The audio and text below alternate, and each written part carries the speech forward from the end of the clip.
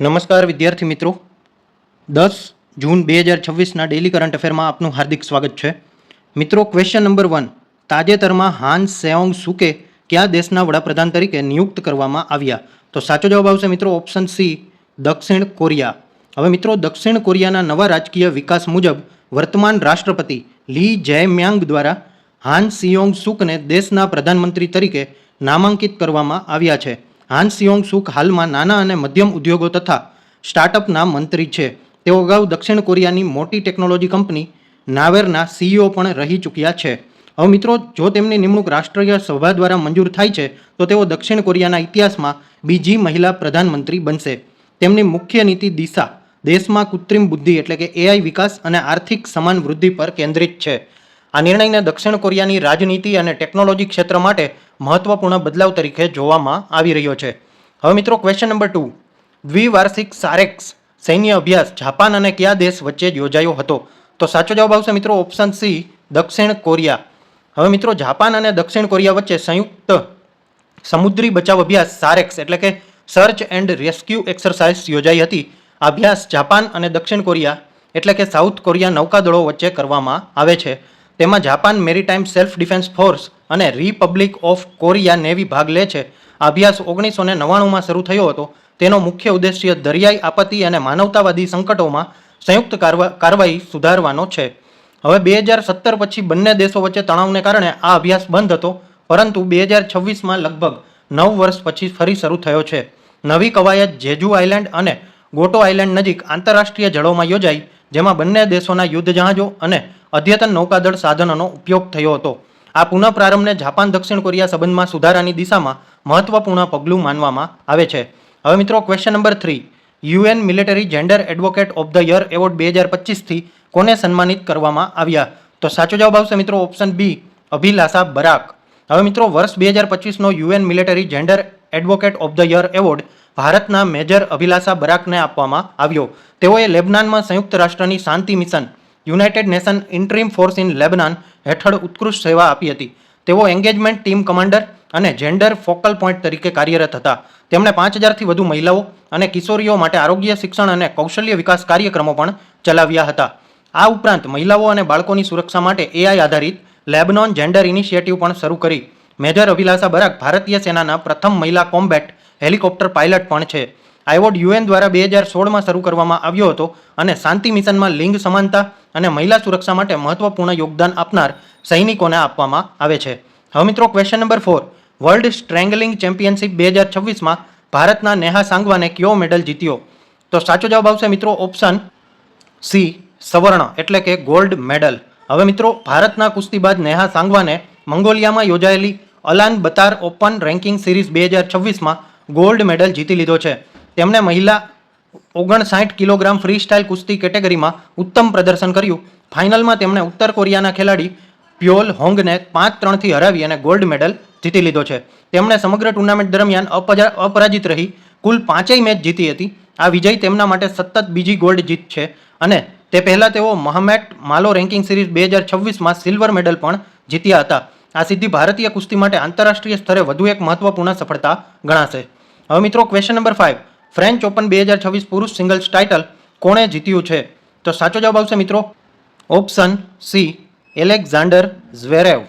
હવે મિત્રો, જર્મનીના ટેનિસ ખેલાડી છે એલેક્ઝાન્ડર ઝવેરેવ. તેમણે 2026નું ફ્રેન્ચ ઓપન મેન સિંગલ્સ ખિતાબ જીતી લીધો છે. ફાઇનલ મેચ 7 જૂન 2026ના રોજ રોલા ગેરોસ પેરિસ ખાતે યોજાઈ હતી અને ઇટાલીના ફ્લાવિયો કોબેલીને 5 સેટની કઠિન મેચમાં હરાવ્યા, જેનો સ્કોર આ મુજબ રહ્યો હતો. આ જીત તેની પહેલી ગ્રાન્ડ સ્લેમ ટ્રોફી છે જે લાંબા સમયના પ્રયાસો પછી એને મળી છે. અગાઉ તે અનેક ગ્રાન્ડ સ્લેમ ફાઇનલમાં પહોંચ્યા હતા પણ જીતી નહોતા શક્યા. આ વિજય સાથે તેમણે જર્મની માટે ઓપન એરામાં પુરુષ સિંગલ્સના લાંબા સમય પછી ગ્રાન્ડ સ્લેમ ખિતાબ અપાવ્યો છે. ફ્લાવિયો કોબોલી પણ આ ટુર્નામેન્ટ મહત્વપૂર્ણ રહી કારણ કે પ્રથમ વખત ગ્રાન્ડ સ્લેમ ફાઇનલમાં પહોંચ્યા હતા અને ટોપ 10 રેન્કિંગમાં પણ પ્રવેશ મેળવી ચૂક્યા છે. હવે મિત્રો, question number 6. The second orbit પુસ્તક કોનું સંસ્કરણ છે? તો સાચો જવાબ આવશે મિત્રો ઓપ્શન બી, શુભાંશુ શુક્લા. હવે મિત્રો, ભારતના અવકાશયાત્રી અને ભારતીય વાયુસેનાના fighter pilot group captain Shubhanshu શુક્લાએ પોતાના પ્રથમ સ્મરણ લેખ the second orbit belief of a man dreams of 1.4 billion hearts લખ્યું છે. આ પુસ્તકમાં તેમણે પોતાના જીવનના મહત્વપૂર્ણ અનુભવો વર્ણવે છે. કઠિન પસંદગી પ્રક્રિયા, રશિયાની યુરી ગાગરિન ટ્રેનિંગ સેન્ટરમાં થયેલી તીવ્ર તાલીમ અને અવકાશ યાત્રા દરમિયાન ભાવાત્મક અનુભવો. હવે મિત્રો તેમણે નાસાની એક્સિયોમ 4 મિશન હેઠળ 18 દિવસની અવકાશ યાત્રા કરી હતી અને આંતરરાષ્ટ્રીય અવકાશ સ્ટેશન સાથે જોડાયેલા પ્રથમ ભારતીય અવકાશ યાત્રી બન્યા. તેઓ ભારતની આવનારી માનવયુક્ત અવકાશ મિશન ગગનયાન માટે પસંદ થયેલ 4 એસ્ટ્રોનોટ ડિઝિગ્નેટમાં એક છે. આ પુસ્તક પેંગ્વિન રેન્ડમ હાઉસ ઇન્ડિયા દ્વારા પ્રકાશિત કરવામાં આવ્યું છે અને 25 જૂન 2026ના રોજ પ્રકાશિત થવાનું છે. હવે મિત્રો ક્વેશ્ચન નંબર 7. તાજેતરમાં 56 વર્ષની વયે અવસાન પામેલા સલીમ કુમાર કોણ હતા? તો સાચો જવાબ આવશે મિત્રો ઓપ્શન બી, અભિનેતા. હવે મિત્રો ભારતના મલયાલમ ફિલ્મના પ્રખ્યાત અભિનેતા, કોમેડિયન, નિર્દેશક અને સ્ક્રીન રાઇટર સલીમ કુમારનું 6 જૂન 2026ના રોજ કોચી સ્થિત અમૃતા હોસ્પિટલમાં અવસાન થયું. તેઓએ શરૂઆતમાં થિયેટર અને મિમિક્રી આર્ટિસ્ટ તરીકે કારકિર્દી શરૂ કરી હતી. પછી 1997માં ફિલ્મ જગતમાં પ્રવેશ કર્યો. 2000ના દાયકામાં તેઓ મલયાલમ સિનેમાના સૌથી લોકપ્રિય કોમેડી અભિનેતાઓમાંના એક બન્યા હતા. તેમણે કેટલીક પ્રખ્યાત ફિલ્મોમાં પંજાબી હાઉસ, કલ્યાણારામન, CID મૂસા અને થેન્ક્સી પટ્ટનમ સામેલ છે. તેમણે 2010માં ફિલ્મ અડામિન્ટે મકાન અબુ માટે રાષ્ટ્રીય ફિલ્મ પુરસ્કાર national award four best actor મેળવ્યો હતો, જેમાં તેમણે ગંભીર અને ભાવાત્મક ભૂમિકા ભજવી હતી. હવે મિત્રો તેમણે 300થી વધુ ફિલ્મમાં અભિનય કર્યો છે અને મલયાલમ સિનેમામાં કોમેડી તેમજ ગંભીર અભિનય બંને ક્ષેત્રે મહત્વપૂર્ણ યોગદાન આપ્યું હતું. તેમના અવસાન બાદ ભારતીય ફિલ્મ જગતમાં શોકની લાગણી વ્યક્ત કરવામાં આવી હતી અને અનેક નેતાઓએ તેમને શ્રદ્ધાંજલિ આપી હતી. હવે મિત્રો ક્વેશ્ચન નંબર 8.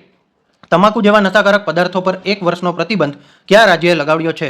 તો સાચો જવાબ આવશે મિત્રો ઓપ્શન બી, નાગાલેન્ડ.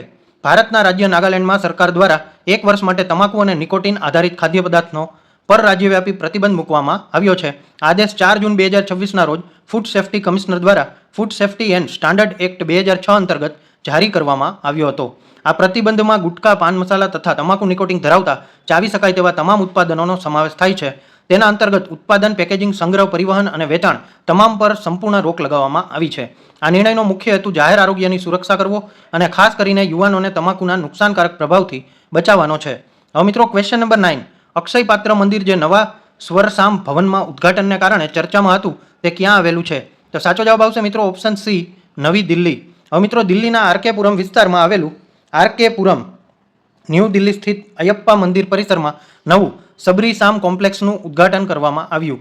આ ઉદ્ઘાટન 7 જૂન 2026ના રોજ કેન્દ્રીય ગૃહમંત્રી અમિત શાહ દ્વારા કરવામાં આવ્યું.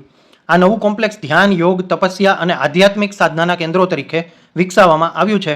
આ મંદિર ખાસ કરીને દિલ્હીમાં રહેતા મલયાળી સમુદાય માટે મહત્વપૂર્ણ ધાર્મિક અને સાંસ્કૃતિક કેન્દ્ર છે. આ વિકાસને આધ્યાત્મિક અને સાંસ્કૃતિક પ્રવૃત્તિઓને પ્રોત્સાહન આપવા મહત્વપૂર્ણ પગલાં તરીકે જોવામાં આવશે. હવે મિત્રો આ વિડીયો જોવાથી તમારા નોલેજમાં વધારો થયો હોય તો વિડીયોને એક લાઇક જરૂરથી આપી દેજો. તમે કઈ એક્ઝામની તૈયારી કરો છો એ કમેન્ટ કરી અને જણાવી દેજો. તમારા મિત્રો જો કોઈ તૈયારી કરતા હોય તો આ વિડીયો એમને અચૂકથી શેર કરી દેજો. ચેનલમાં નવા હોય તો ચેનલને સબસ્ક્રાઇબ કરજો અને બેલ આઇકન પણ દબાવી લેજો, જેથી કરીને આવનારી અમારી એક પણ અગત્યની માહિતી આપનાથી મિસ ન થઈ જાય. ધન્યવાદ.